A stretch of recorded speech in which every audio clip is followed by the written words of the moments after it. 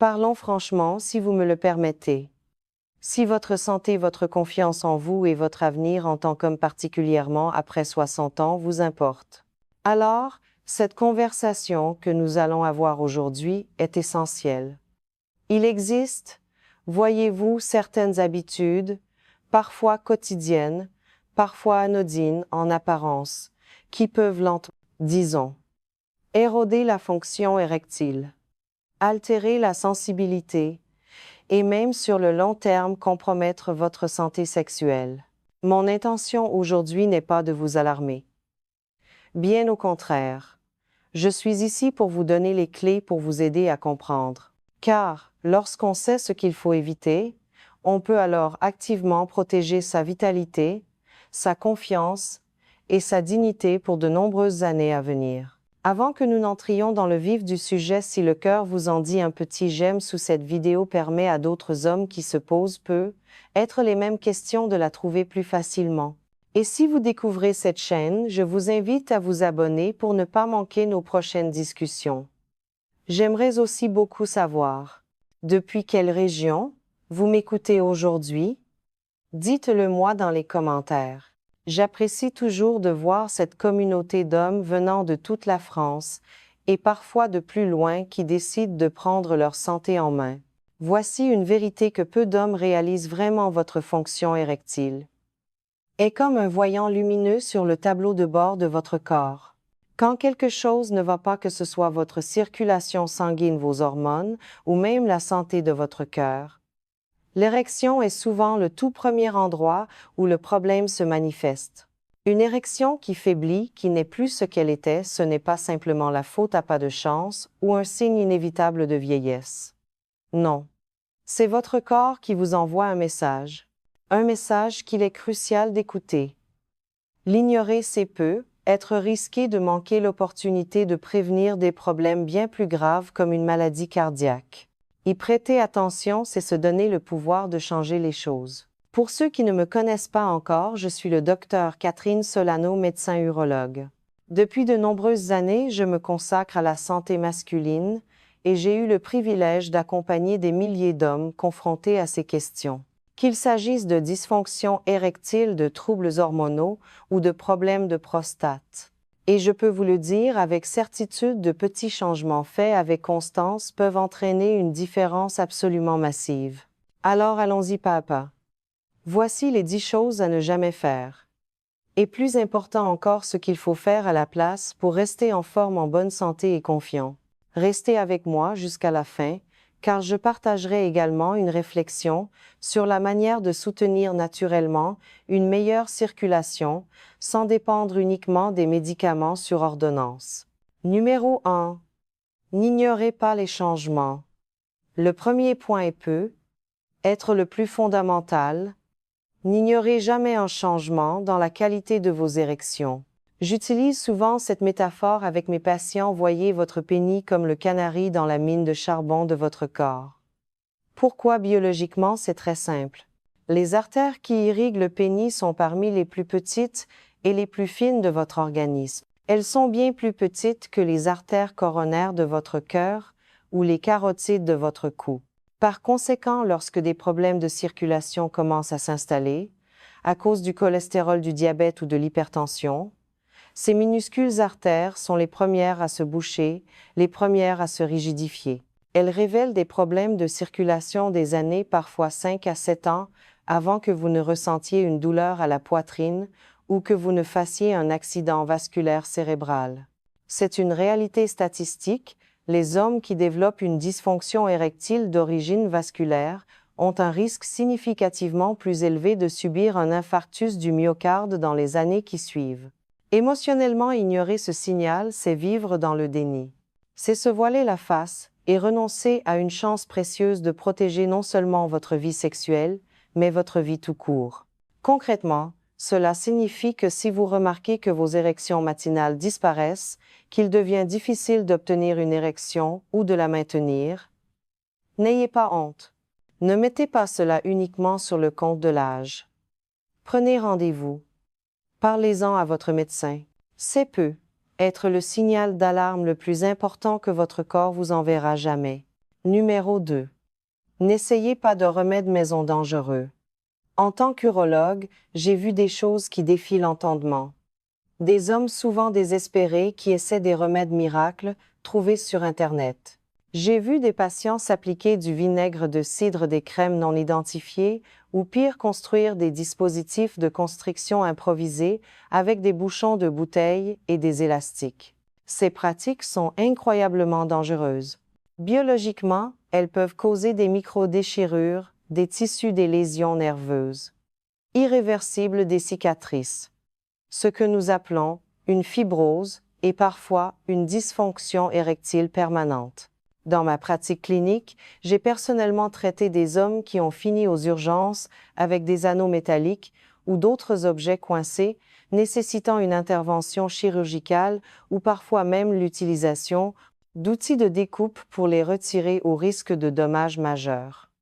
Émotionnellement, le recours à ces méthodes traduit un désespoir qui doit être entendu, mais qui mène à des risques démesurés. Concrètement, s'il vous plaît, écoutez-moi. Si vous utilisez des aides, comme des anneaux de constriction, utilisez uniquement du matériel médical, conçu à cet effet, fabriqué en silicone souple, et doté d'un mécanisme de libération, facile et sécurisé. N'improvisez jamais avec votre santé. Numéro 3. Ne négligez pas l'hygiène, mais n'en faites pas trop. Cela peut sembler élémentaire, mais c'est l'un des problèmes les plus courants que je rencontre en consultation. L'hygiène. Particulièrement pour les hommes qui ne sont pas circoncis, c'est un point crucial. Biologiquement, il est essentiel de décaloter doucement, de rétracter le prépuce lors de votre toilette quotidienne, de nettoyer la zone du gland avec une eau tiède et un savon doux, un savon sur gras ou un produit spécifique au pH neutre, de bien rincer et surtout de bien sécher avant de recaloter. Si cela n'est pas fait, une substance naturelle appelée smegma, un mélange de cellules mortes et de sécrétions, s'accumule. Cela crée un environnement parfait pour les bactéries, menant à des infections, des inflammations comme la balanite, des douleurs, et dans des cas très rares mais réels, cela peut être un facteur de risque de cancer du pénis, mais il y a un revers à cette médaille: ne nettoyez pas excessivement. J'ai aussi des patients qui, par peur de mal faire, décapent la zone avec des savons très agressifs, des antiseptiques, ou qui frottent trop fort. Biologiquement, cela détruit le film hydrolipidique protecteur de la peau, la flore naturelle, et provoque des irritations, des sécheresses et des micro-lésions. Concrètement, un soin doux mais régulier et minutieux est la clé. Ni négligence, ni excès. Numéro 4. N'ignorez jamais une douleur, un saignement ou une grosseur. Ceci est capital. Votre corps vous parle. Une douleur pendant l'acte intime, du sang visible dans les urines ou dans le sperme. L'apparition d'une grosseur ou d'une boule sur un testicule. Une plaque dure sur le corps du pénis ou un petit ulcère qui ne guérit pas. Ce n'est jamais normal. Biologiquement, ce sont des drapeaux rouges. Vos tissus sont attaqués ou subissent un changement. Cela peut signifier une simple infection, la présence de calculs rénaux, une maladie comme celle de l'apéronie qui provoque une courbure, ou dans les cas plus rares, un cancer testicule-vessie-pénis. Émotionnellement, ignorer ces signes, c'est laisser la peur grandir. Cela retarde le diagnostic et le traitement et installe une anxiété qui peut paralyser toute vie intime. Concrètement, si vous remarquez quoi que ce soit d'inhabituel, de douloureux ou de nouveau, prenez rendez-vous immédiatement. Et j'ajoute ceci: si jamais votre médecin vous fait sentir jugé ou minimise vos inquiétudes, trouvez-en un autre. Vous avez le droit et vous méritez des soins prodigués avec respect et sans honte. Numéro 5. Ne prenez pas de risques inutiles pendant l'intimité. La confiance et la sécurité au sein du couple vont de pair. Je ne peux pas assez insister sur ce point, ce que l'on appelle la fracture du pénis, qui n'est pas une fracture osseuse, mais une rupture des corps caverneux, est une urgence urologique réelle et très grave. Cela se produit lorsqu'un pénis en érection est brusquement ou violemment plié. Le patient entend souvent un pop ou un crack audible suivi d'une douleur immédiate et intense, d'une perte d'érection et d'un gonflement et d'un hématome très important. Nous appelons cela le signe de l'aubergine, car c'est à cela que ressemble le pénis. Si cela arrive, vous devez vous rendre aux urgences immédiatement. Une réparation chirurgicale dans les heures qui suivent est souvent nécessaire pour préserver la fonction érectile future. Un autre point lié à la sécurité, le lubrifiant. Biologiquement, un manque de lubrification, surtout avec l'âge chez la femme, les changements hormonaux de la ménopause, peuvent entraîner une sécheresse vaginale, augmente la friction. Cette friction peut être désagréable, voire douloureuse pour les deux partenaires et augmente le risque de micro-déchirure. Émotionnellement, le manque de lubrification chez votre partenaire ne signifie pas qu'elle n'est pas excitée. Cela peut être lié aux hormones, à des médicaments ou au stress. Concrètement, n'hésitez jamais à utiliser un lubrifiant de bonne qualité, à base d'eau ou de silicone. C'est un signe de soin, pas un aveu d'échec. Il vous protège tous les deux, améliore le confort et vous aide à rester en contrôle. Numéro 6. Ne surchauffez pas vos testicules.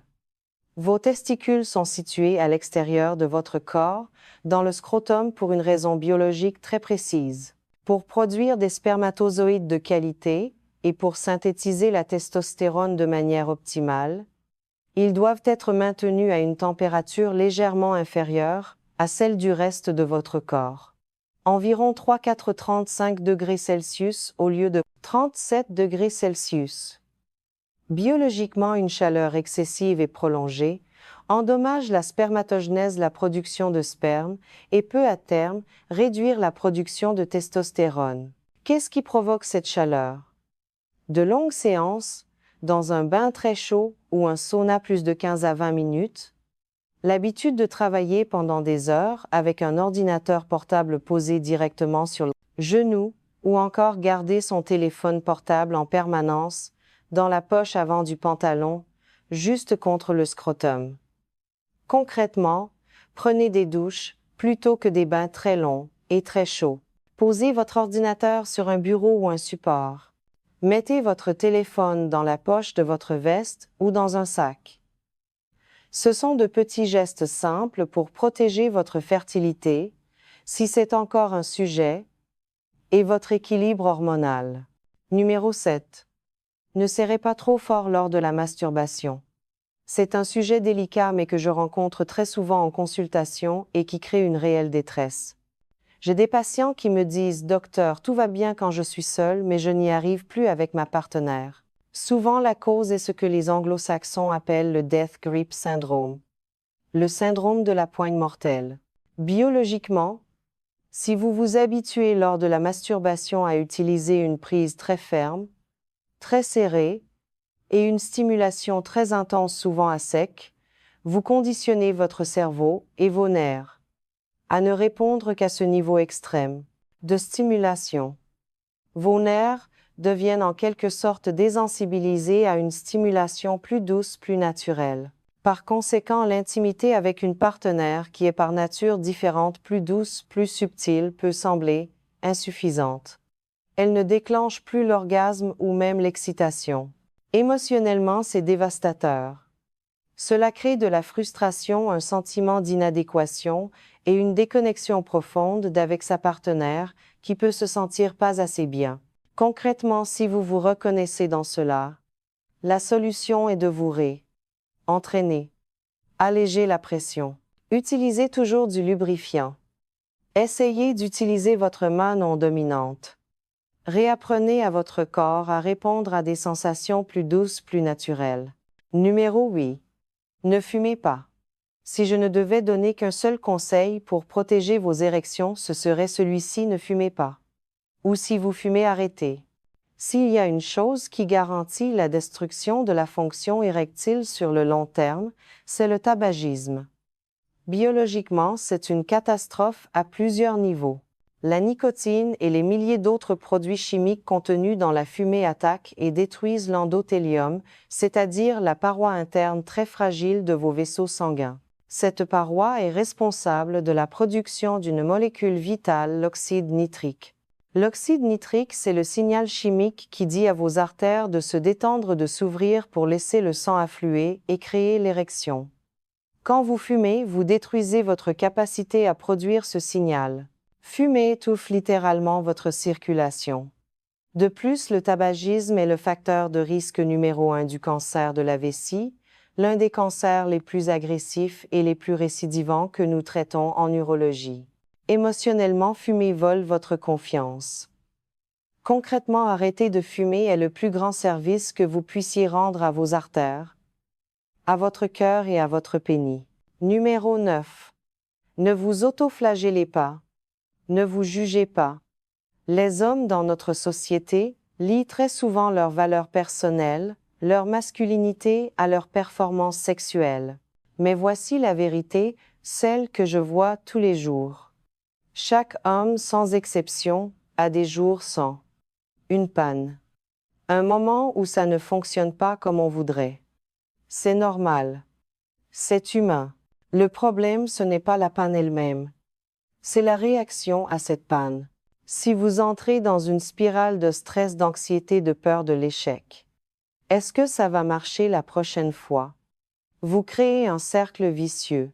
Biologiquement, cette anxiété de performance active votre système nerveux sympathique, le système de lutte ou de fuite. Celui-ci libère des hormones de stress comme l'adrénaline, qui ont pour effet immédiat de contracter les vaisseaux sanguins. C'est l'opposé exact de ce dont vous avez besoin pour une érection. Émotionnellement, cela crée un cycle de peur et d'échec qui peut éteindre tout désir. Concrètement, rappelez-vous que votre valeur en tant qu'homme, en tant que partenaire, est infiniment plus grande qu'un seul moment de performance. Une panne n'est pas une condamnation. C'est souvent juste un signe de fatigue, de stress ou de distraction. Respirez. Parlez-en à votre partenaire. Parlez-en à un médecin. Mais s'il vous plaît, ne portez pas cela seul et ne vous jugez pas si durement. Numéro 10. Ne cessez pas de l'utiliser. J'entends souvent des hommes me dire « Docteur, à mon âge, ce n'est plus si important, j'ai arrêté toute activité. » Et je comprends ce sentiment. Mais il y a une réalité biologique importante. L'adage « l'organe qui ne sert pas s'atrophie » est dans une certaine mesure vrai pour le pénis. Biologiquement, les érections, qu'elles soient provoquées par une stimulation ou qu'elles soient nocturnes, les érections involontaires pendant le sommeil, ne servent pas qu'à l'acte sexuel. Elles servent de mécanisme d'entretien. Elles apportent un afflux massif de sang riche en oxygène aux tissus caverneux. C'est ce qui maintient les tissus souples, élastiques et en bonne santé. Sans ces érections régulières, le tissu a tendance à moins s'oxygéner. Du tissu cicatriciel, une fibrose peut commencer à s'installer. Les tissus perdent leur élasticité, la sensibilité peut diminuer, et oui, une légère diminution de la taille, surtout en longueur à l'état flaccide, peut être observée avec le temps. Les érections nocturnes sont le mécanisme de maintenance naturel de votre corps. Si elles s'arrêtent complètement, c'est souvent un signe de problèmes sous-jacents comme l'apnée du sommeil ou des problèmes vasculaires. Concrètement même, une stimulation en solo régulière aide à maintenir ce flux sanguin et la santé des tissus. L'intimité, ce n'est pas seulement la pénétration. C'est la connexion, la confiance, et c'est aussi garder son corps en pratique et en bonne santé. Alors que faire? Vous l'avez compris. Protégez votre circulation. C'est la clé de tout. Cela passe par l'exercice, une bonne nutrition, pensée méditerranéen, légumes, bons poissons, huile d'olive. Équilibrez vos hormones, en gérant votre stress, en dormant suffisamment. Si vous vous sentez constamment fatigué, parlez à votre médecin de la testostérone. Soyez prudent dans l'intimité. Gardez une hygiène simple mais constante. Et surtout, traitez vos érections comme le signe vital qu'elles sont. Oui, si vous souhaitez un soutien naturel pour une meilleure circulation, il existe des solutions. En effet, la science a montré que certains nutriments comme des acides aminés spécifiques que l'on trouve dans notre alimentation, par exemple dans la pastèque, les noix, aident le corps à produire ce fameux oxyde nitrique. C'est cette molécule messagère qui dit à vos artères de se détendre et de s'ouvrir. Une bonne circulation est vraiment la base de tout. Je veux que vous entendiez ceci très clairement. Rencontrer des difficultés érectiles surtout après 60 ans, ce n'est pas la fin de votre masculinité. Ce n'est pas une honte. Ce n'est pas un échec. C'est un signal. Et les signaux sont faits pour être écoutés, pas pour être craints. J'ai vu dans ma pratique des hommes de 60 ans, de 70 ans, et même plus, qui en faisant ces petits pas, ont restauré non seulement leur santé sexuelle, mais aussi leur énergie générale, leur confiance en eux, et la qualité de leur en relation de couple. Prenez cette discussion comme un appel au réveil si c'est nécessaire. Respectez votre corps. Évitez ces 10 erreurs. En faisant cela, vous ne protégez pas seulement vos performances, vous protégez votre santé globale, votre dignité et votre futur. Si cette conversation vous a été utile, pourriez-vous la partager avec un ami, un frère, un autre homme pour qui elle pourrait être importante? Si vous avez apprécié un petit, j'aime m'encourage toujours. Et abonnez-vous si ce n'est pas déjà fait. Et j'aimerais beaucoup lire vos réflexions. Dans les commentaires, dites-moi, quel est le petit changement ou la prise de conscience que vous retenez aujourd'hui? Je suis le docteur Catherine Solano. Ma mission est d'aider les hommes à se sentir informés, confiants et en bonne santé à chaque étape de leur vie. Rappelez-vous, l'âge n'est pas la fin de la vitalité. Avec les bons soins, vous pouvez profiter de la liberté, de la confiance et de l'intimité pendant encore de très nombreuses décennies. Prenez soin de vous. Vous le méritez.